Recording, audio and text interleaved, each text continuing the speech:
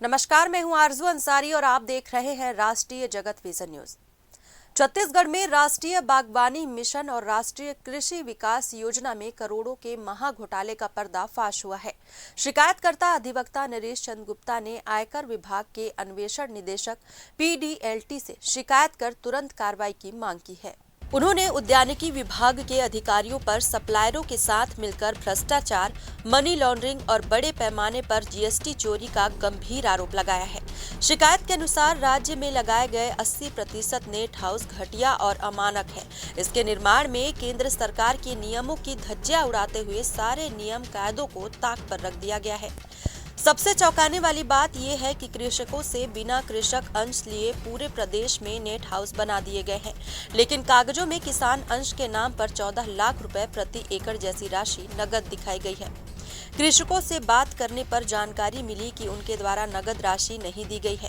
ये कुल राशि 50 करोड़ रुपए से अधिक है। चौंकाने वाली बात यह है कि सभी कृषकों की कृषक अंश राशि नकदी के रूप में दर्शाई गई है और किसी भी किसान द्वारा बैंक के द्वारा भुगतान नहीं किया गया है, जिसे मनी लॉन्ड्रिंग का प्रकरण बताया गया है।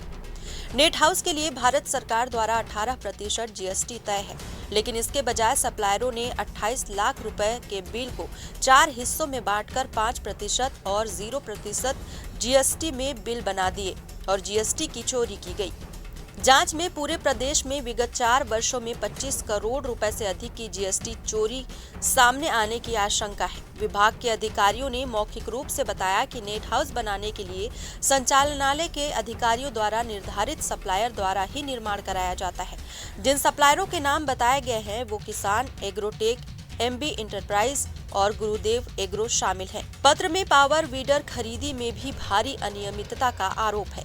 शिकायत के अनुसार विभाग किसानों को चाइना मेड 21,000 रुपए की लागत का पावर वीडर 1,25,000 रुपए में प्रदाय कर रहा है।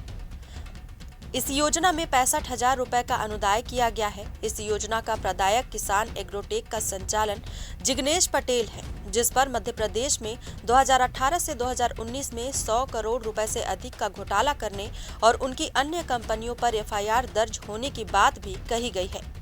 ये घोटाला छत्तीसगढ़ में भी संचालक उद्यानिकी के साथ मिलकर किया गया है। संचालक के मौखिक निर्देश पर ये यंत्र प्रदेश की शासकीय नर्सरियों से वितरित कराए गए हैं। नियम विरुद्ध प्रदान किए गए इन यंत्रों का भी GST चोरी किया गया है। शिकायतकर्ता ने बताया कि उद्यानिकी विभाग ने पत्र क्रमांक 4399 द्वारा जिलों को आदेशित किया था कि MIDH एवं RKVY में निर्मित सभी पैक हाउस पक्के बनाए जाएंगे और मार्गदर्शिता भी दी गई थी, लेकिन इसके विपरीत संचालक उद्यानिकी V माथेश्वरम के कार्यकाल में 1000 से अधिक टीन शेड का निर्माण किया गया। इन घटिया टीन शेड की लागत 60,000 रुपए से अधिक नहीं है, लेकिन इन पर 2 लाख रुपए प्रति टीन शेड का अनुदान जारी कर दिया गया। इस मद में विभाग के अधिकारियों द्वारा 20 करोड़ रुपए से अधिक का घोटाला किया गया। इस मामले की शिकायत 1 साल से ज्यादा पहले भी की गई थी, लेकिन कोई कार्रवाई नहीं की गई। नरेश चंद गुप्ता ने निदेशक अन्वेषण से प्रदेश में चल रहे संगठित भ्रष्टाचार पर विभिन्न राष्ट्रीय एजेंसी से तत्काल जांच कराने का अनुरोध किया है।